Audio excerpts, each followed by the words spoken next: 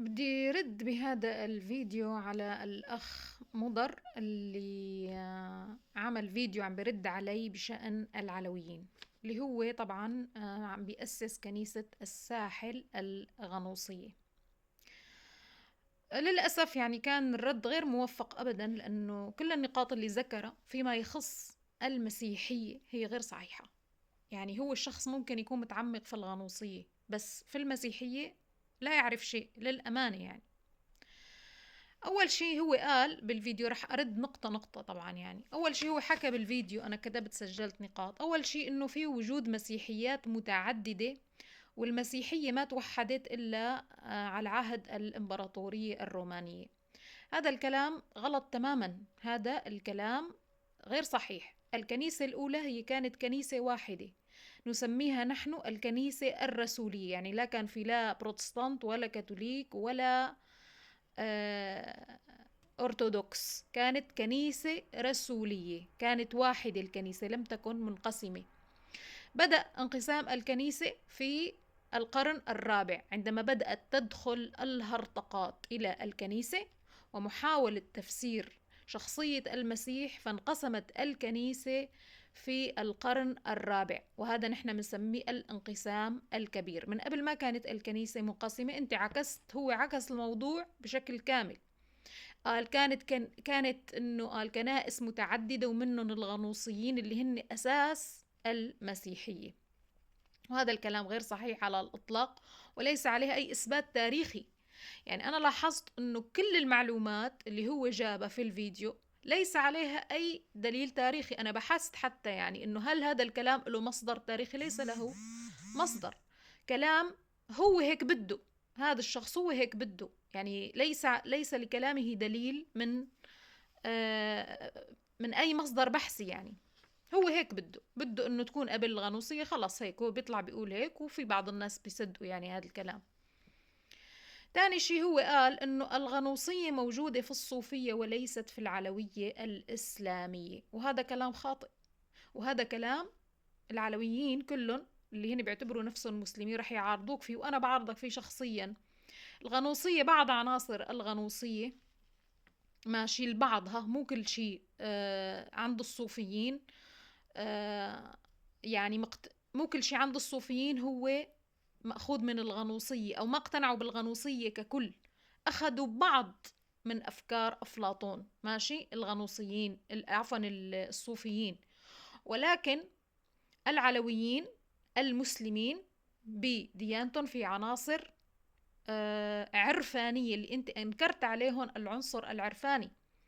على فكرة، لماذا العلوية تسمى باطنية؟ يعني انت يعني انت نسفت الديانة العلوية نسف كامل، مثل ما بعد شوي رجعت نسفت المسيحية. يعني عنده أفكار هو غلط عن العلوية الإسلامية وعن العلوية المسيحية. هل لأنه هو ما بيعرف؟ لا، بيعرف، هو بيعرف، بس هو هيك بده، هو هيك بده. يعني للأسف ما بعرف هو ليش يعني هيك عم يعمل، ما بعرف بجوز هو مفكر إنه الناس أغبياء يعني. ف هذا الكلام غلط، لأنه العلويين المسلمين يفسرون القرآن تفسير باطني عرفاني، إن هيك بيعتبروا القرآن تفسيره، ولذلك بيختلفوا فيه مثلا مع المذاهب الأخرى، لأنه بالنسبة لهم للمذاهب الأخرى التفسير حرفي غير عرفاني، ماشي. فهن عندهم للنص معنى عرفاني ومعنى ظاهر.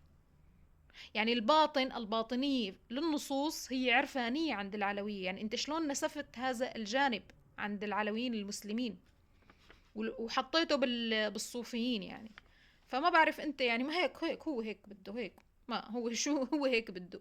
انتوا قال كعلويين بتتفقوا مع هذا الحكي؟ لا، ما حدا، يعني غير صحيح. لانه هون هو قال انه اللاهوت المسيحي الاصلي للمسيحية هو الغنوصية والاناجيل الغنوصية. الأناجيل الغنوصية هي طلعت بعد الأناجيل القانونية، وهي أناجيل نحن بنعتبرها الأناجيل المنحولة. يعني أناجيل كتبت من قبل أشخاص مجهولين ورادوا يلزقوها لزق بالمسيحية، ولكن لا نعترف بها. ليش سميت أناجيل قانونية؟ لأنه تم البحث عن تاريخ هاي الأناجيل، وسميت قانونية ليش؟ لأنه في قانون، في تاريخ عم يضبط وجودها. أما هديك المنحولة فليس لها تاريخ وليس لها توثيق وليس معروف مين كتبها. أما الأناجيل القانونية ليش سميت قانونية؟ لأنه معروف مين كتبها. الأناجيل المنحولة ألصقت بأشخاص، ألصقت ببعض الأشخاص، ولكن ليس هم من كتبها. طبعا هن ذات نفسهم الغنوصيين هن اللي كتبوا لها. بعدين هو قال إنه الكنيسة يا حرام شو عملت بالغنوصيين. إحدى الأمور اللي اضطهدت فيها الكنيسة الغنوصيين هي إحراق الأناجيل الغنوصية. طب شلون لكن هو وصل له هاي الأناجيل اللي عم يحكي عنها؟ مازال هالكنيسة كانت هالقد يعني مضطهدة وعنيفة، شلون لك وأحرقت كل كتب الغنوصيين؟ كيف لك وصل له هاي الأناجيل؟ مازال هيك عملت يعني الكنيسة. هو قال إنه الغنوصية ما بيعتبرها فقط فلسفة، كرد علي أنا قلت هي مجرد فلسفة ولا تصلح أن تكون دين وتركب على أي منهج أو على أي دين. هاي واقع، هذا واقع لا يستطيع الإنسان إنه ينكره. وقال إنه أهم عناصر الدين الأسطورة والشعائر. لا، ليس الأسطورة والشعائر أهم عناصر الدين. أهم عنصر من عناصر الدين هو الشخص الذي أتى بهذا الدين تعريفه عن نفسه، سواء كان نبي كذاب أو غير كذاب، سواء كان عم بيقول عن نفسه انه هو نبي او عم بيقول انا الله الظاهر في الجسد. هذا العنصر المهم جدا جدا هو اللي بيميز الدين عن مجرد فلسفة او مجرد مفاهيم فكرية. يعني لما بيجي شخص بيقول لك انا مرسل، انا مسؤول عن هاي الرسالة، وانا مثال لإلكن، وانا اللي بحمل هاي الرسالة، هون هذا بيتشكل عندك دين، بيتشكل عندك دين. أما شخص غير مرسل من الله هذا ما بيقدر يعمل دين، هذا بيجيب مجرد فلسفة بلا شخص. وهذا هو السبب اللي إنه دائما لحتى تصير الغنوصية دين يجب أن تتطفل على أديان فيها شخصيات، فيها شخصيات دينية، يعني فيها شخصيات مثل المسيح، مثل محمد، مثل علي. لا تستطيع الغنوصية بحد ذاتها أن تكون دينا، لا تستطيع، هي فلسفة. يا أما بدها تروح تتطفل على غير ديانة وتقعد تألف عليها وتعمل عليها يعني أسلوب نرجسي، إنه أنا باكلك لحم وبرميك عظم، بمتصه صارت هذا الدين، بعدين بتهمه إنه هو مجرد قشرة وبده كب. هذا أسلوب يعني أسلوب سيء جدا. هلا هو قال إنه الكنيسة أحرقت الغنوصيين وعملت وكذا، يعني أنا بشوف أسلوبهم بيستحقوا أشد العقوبات عليه، لأنه هذا أسلوب لا أخلاقي. إنه يجوا هن بدهم يسرقوا شيء ناقص في دينه اللي هو الشخصية اللي هي ما موجودة، مشان يعملوا دين. هدول المتفلسفين بدهم يعملوا دين، بيسرقوا هاي الشخصية لأنه هي ما موجودة في الفلسفة تبعيتهم، ما في شخصية. فهو يا بده يسرق المسيح، يا بده يسرق محمد، يا بده يسرق علي. وبعدين بيجي شو بيقول لك؟ إنه بحقر في المسيحية يعني، أو بحقر في الأديان الأخرى، يعني بيرمي، بياكل لحم بيرمي عظم، بياخذ العصارة وبيتهم بعدين إنه هذا الدين قشري. فأكيد هن بيستحقوا العقوبة، ولكن رغم ذلك لا يوجد دليل تاريخي واحد، وروحوا ابحثوا وراي على هذا الكلام، إنه الكنيسة قامت مثل ما هو حكى بالفيديو أنها أحرقت أو أعدمت أحد من الغنوصيين. اقتصر الاضطهاد اللي بيسموه اضطهاد، أنا ما بسميه اضطهاد، أنا بسميه ضبط للحدود وضبط لشخصية المسيحية. المسيحية ليست زريبة، مين الفات فات والطلع طلع وتفريط في الشخصية، أو النزول بمستوى المسيحية ماشي من شخصية المسيح اللي نحن بنعتبرها الله الظاهر في الجسد إلى مجرد فلسفات وأهواء أي واحد هيك على هواه وعلى مزاجه بده يفوت ويطلع. نحن لا نفتح زريبة لأحد، يعني هاي للأمانة يعني. فطبعا بيستحقوا العقاب. الكنيسة اقتصرت على أن هي منعتهم طبعا كتب لم تعترف بها، لأن هي بالفعل كتب أناجيل منحولة غير صادقة.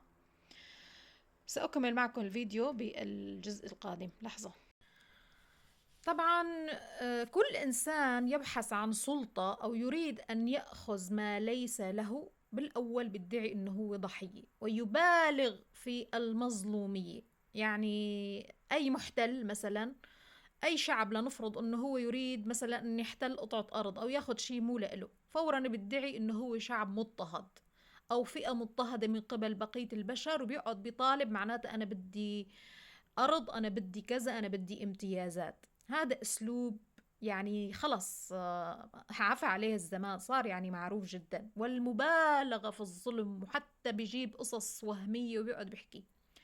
طبعا حتى بالحياة العادية بتلاحظوا انه بيدخلوا لحياتكم اشخاص، بس دخل لحياتك اي شخص بيدعي انه هو مظلوم بيقعد بيبكي لك، عرفوا انه هذا الشخص بده يسيطر عليك، هذا الشخص بده ياخد منك شيء مو لإله، بس انت ليش بده يخليك يكسر لك عينك بما معناه لحتى ياخد منك شيء اللي بده اياه منك، يكسر لك عينك لحتى انت تشعر بالذنب وتقول له مشان الله خد كل شيء، كل شيء بدك ياخده هيك يعني.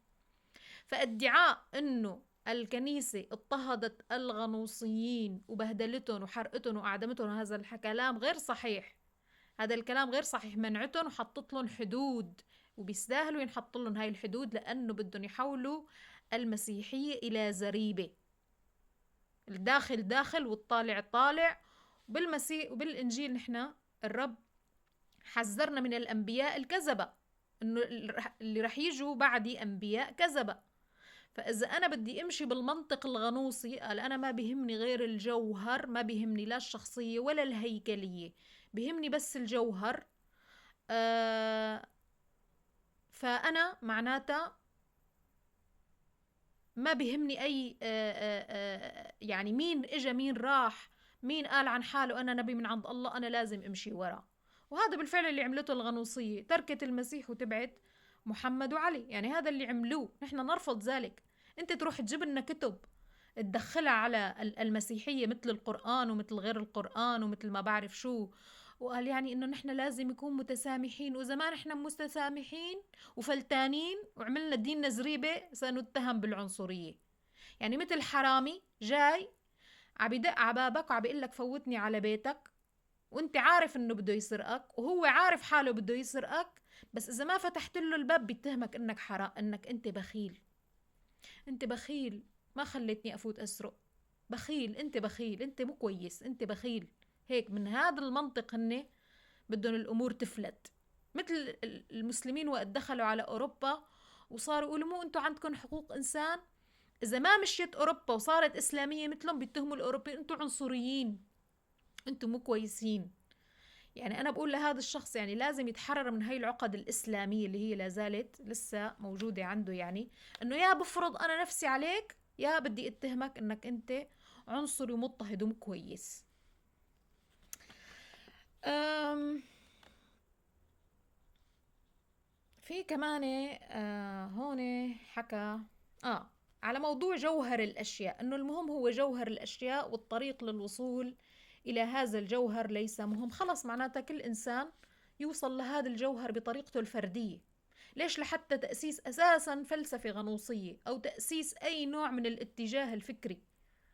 معناتها خلص الإنسان بينه وبين هذا الإله، ما في داعي لا يكون في غنوصية ولا يكون في مسيحية ولا يكون في إسلام ولا يكون في أي دين كان ولا أي معتقد ولا أي منهج ولا أي فلسفة.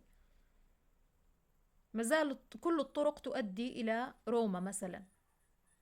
فهون هذا الشخص يعني ينفي وجود المنهجية، ينفي وجود الهيكلية، هو بده يعني بده بس هيك شيء مجرد، يؤمن بالمجردات وينتقد إذا كان في أي دين أو أي إيمان له هيكلية، ويتهم وجود الهيكلية إنها من أجل السلطة. يعني هو فاهم الهيكلية إن مجرد تدمير، أداة تدمير وقمع وليست أداة بناء. ويتجاهل ما فعلته الكنيسة خلال تاريخها كله في أوروبا، اللي هي أنشأت أول جامعات في أوروبا كانت تابعة للكنيسة الكاثوليكية. هاي أول جامعات مين بناها؟ بنتها الكنائس، لأنه كان في نظام أديرة، كل دير كان يتبع له مدرسة، هاي المدرسة تطورت لحتى صارت جامعة. جامعة بولونيا، جامعة السوربون، جامعة كامبريدج، هي كلها كانت تابعة للكنيسة الكاثوليكية وأسستها الكنيسة الكاثوليكية، وغيرها كتير من أولى وأعرق الجامعات، يعني من أكثر الجامعات عراقة في أوروبا ولليوم هي تابعة للكنيسة الكاثوليكية. هذا بسبب شو؟ بسبب الكنيسة إلى شخصية، إلى هيكلية، إلى سلطة، نعم، ولكن سلطتها كانت عم تستخدمها في البناء. اللي بنى في أوروبا دور الأيتام، دور العجزة، نظام التكافل الاجتماعي اللي كان مبني على دفع العشور. العشور هذا نظام إنجيلي. كل هاي الأنظمة بسبب هيكلية الكنيسة، لأنه بالنسبة لنا الإيمان غير العامل هو إيمان ميت. يعني أنت بدك تحط عملك في إيمانك في العمل. إذا أنت ما عندك عمل بناء، ماشي، أنت لا شيء. وين هذا الحكي بالغنوصية؟ مجرد فكر هائم وفلسفات فارغة بلا بلا بلا. وين فعاليتهم على الأرض؟ وين شغلهم؟ وين هل تقارن فلسفة كلها مجرد هيك، يعني مجرد فكر هائم هيك، روحانية هيك يعني هائمة في الفضاء، هل تقارن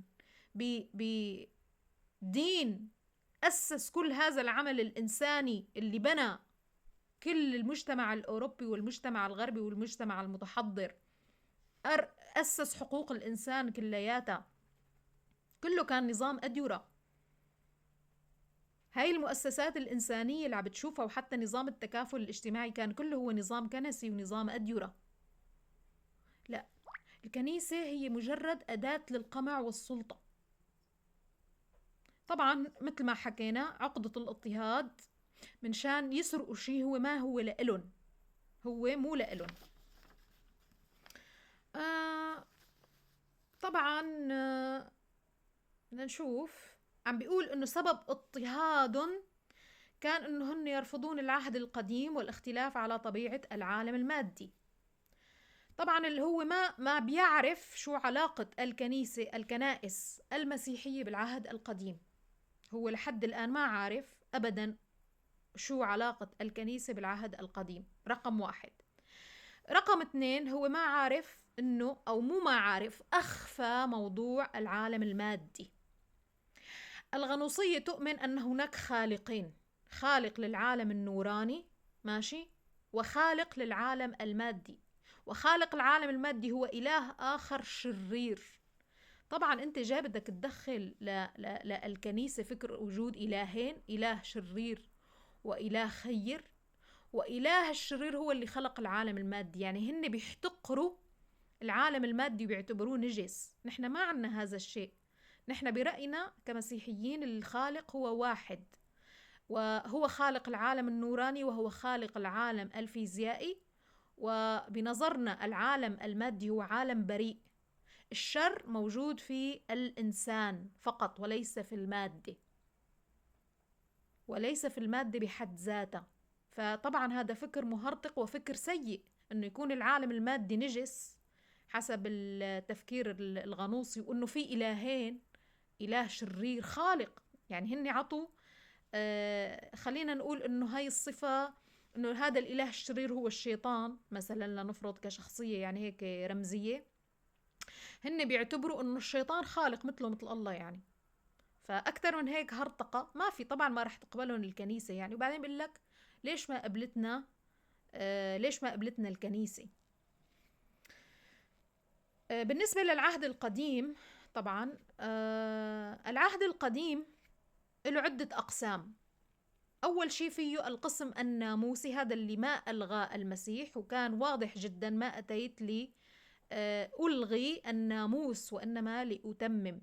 يعني تمم مقاصد الناموس اللي هي الناموس الأخلاقي والناموس الطقسي الذي يعتبر في الكنيسة الجديدة، يعني في العهد الجديد تعتبر هي مجرد رموز لما أتى به العهد القديم.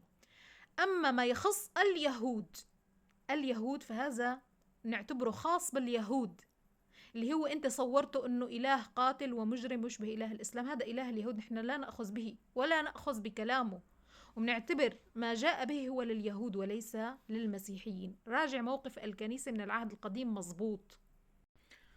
في نقطة أيضا ذكر عن موضوع الاضطهاد، أنه أيضا الكنيسة اضطهدت هؤلاء لأنه هن كانوا ناس روحانيين، وبسبب روحانيتهم هن رفضوا سلطة الكنيسة، وبسبب رفضهم لسلطة الكنيسة اضطهدتهم يا حرام. ويعني هن كانوا ناس أحرار ماشي الحال، يساريين خلينا نقول، اللي هلا هدول مثل على النمط اللي خربوا أوروبا كانوا كمان رح يخربوا بالكنيسة من جوا. فهاي الأفكار الفلتانة للأمانة، يعني سوري أنا بحكي هيك يعني مثل ما لا عندي مجاملات ولا تنميق في الكلام، لأني ما بحب أنا هذا الفيلم كلياته. فطبعا ما عندي عداوة لا مع مضر ولا مع غيره نهائيا، لا يعني ما حدا يفهم انه انا عندي عداوة مع اي شخص كان عم بناقشه، ماشي. ولكن انا هيك يعني ما عندي اخي ما لي خلق للمجاملات للامانة يعني. فهو شو عم بيقول؟ عم بيقول انه هن يا حرام لانهم كانوا كتير ناس هيك خطر، شكلوا خطر على هاي المسيحية اللي ما بتسوى. فهن دخلوا ما شاء الله مثل الملائكة على عش دبابير أو على وكر شياطين، ولذلك الشياطين خافت منهم. هيك هو عم بيصور الوضع. طب السؤال الذي يطرح نفسه أنه في نفس التوقيت اللي اضطهدت فيه أو اللي حطت حد في الكنيسة للغنوصين، أيضا حطت حد للنصاطرة.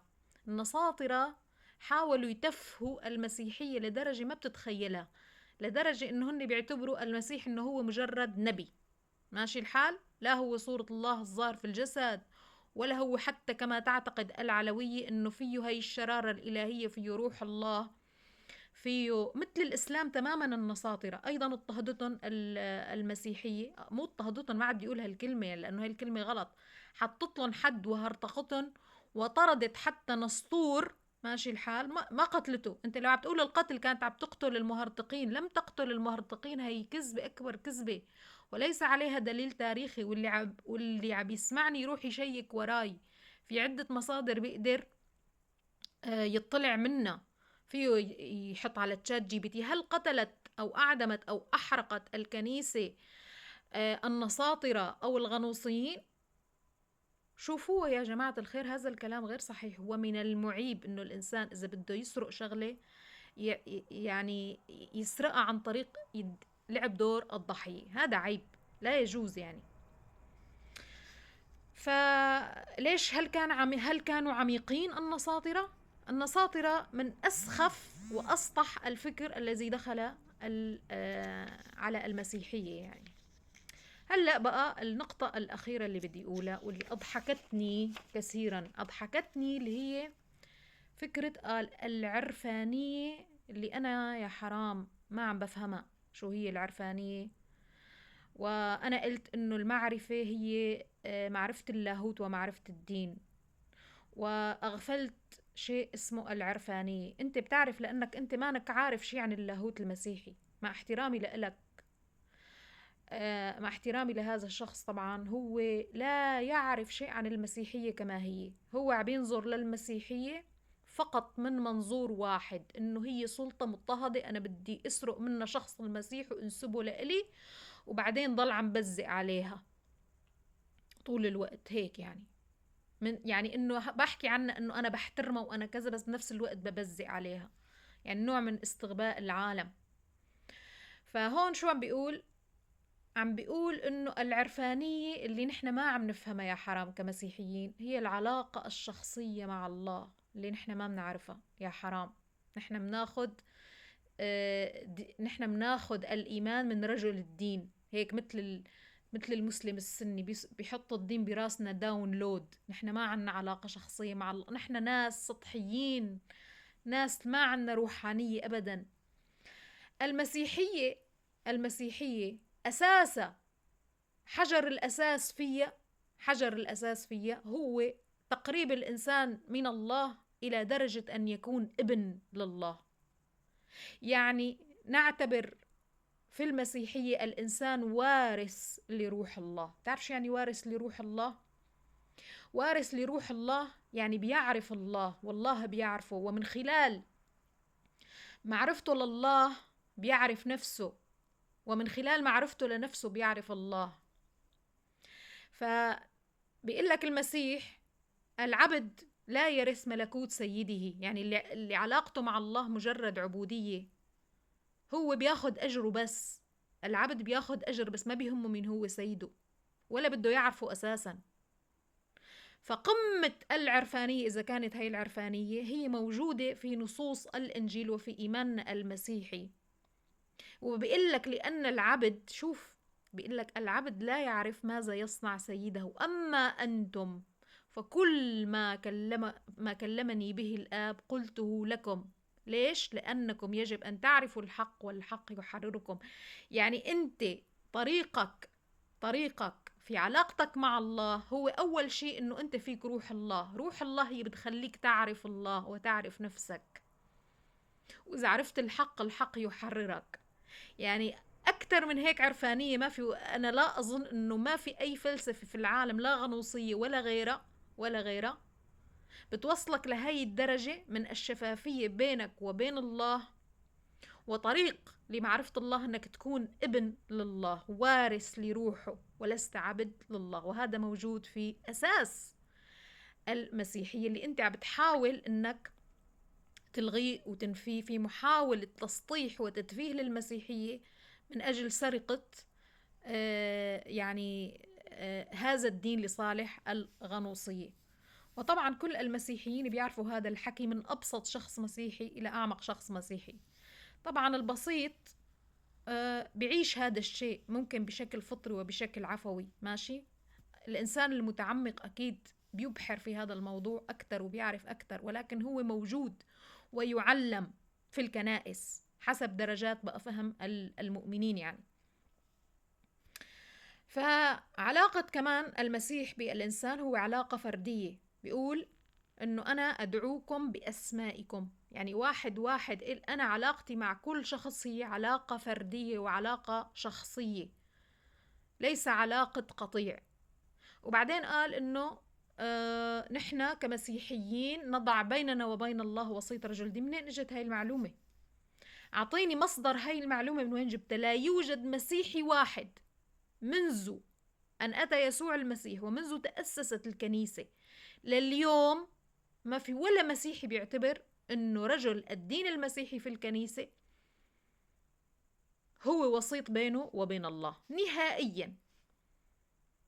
وهذا علمنا أساسا يا المسيح شو بيقلنا، لأنه بيعرف أنه رح يكون في رجال دين فاسدين، فشو قالنا؟ اسمعوا أقوالهم ولا تفعلوا أفعالهم، لا تاخدوهم مثال لإلكم. تاني شي شو بيقول؟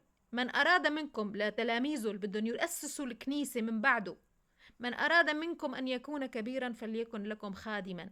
الكهنوت بالنسبة لنا خدمة وليست سلطة وسيادة، وإذا كان في سلطة وهيكلية فهو من أجل البناء والعمل وتنظيم عمل الكنيسة. هل كل الكهنة ملائكة؟ لا، ما عم بقول كل الكهنة ملائكة، في ناس أكيد ناس فاسدين بتدخل مثل السوس، ولكن هؤلاء نحن بنعرفهم. ليش؟ لأنه عم بيناخدوا تعليم الإنجيل. نحن بنرتكز بالأول على تعليم الإنجيل. شو بيقول؟ لا تدعوا لكم تقولوا هذا أب وهذا أب، لكم أب واحد وهو المسيح. يعني كلمة أب هي شغلة رمزية، ولكن بالنهاية نظرنا واحد إلى المسيح. فنحن لا نعبد الله أو نتبع الله أو في بيننا وبين الله يعني وساطة من قبل رجال الدين. هذا كلام غلط 100%. ثانيا أنت بتشوف أنه كل الناس بيجتمعوا ورا رجل الدين تبعهم إلا المسيحية. أعطيني واحد مسيحي ماشي عم يتبع رجل الدين تبعه. ننتقد بكل حرية رجال الدين، ممكن بعضهم اللي بيعجبونا بنحترمهم وبنحبهم لأنهم عم يخدموا الكنيسة، بنحبهم وبنحترمهم فقط، مو ما بنعارضهم، مو بنتبعهم، مو بنعتبرهم وساطة. فهي اتهامات أول شيء ما قالوا عليها دليل. ثانيا اتهامات كيدية، يعني أنا بشوف اتهامات كيدية. آخر شيء باللي بدي أقوله، أنا عملت هاي الفيديوهات كلياتها لأنه أنا مشفقة على العلويين. يعني من جانب هن عليهم اضطهاد إسلامي، فليش لا تكسبوهم عداوة المسيحية؟ يعني أنا هذا هو هدفي يعني من هاي الفيديو اللي أنا عملته قبل أساسا يعني.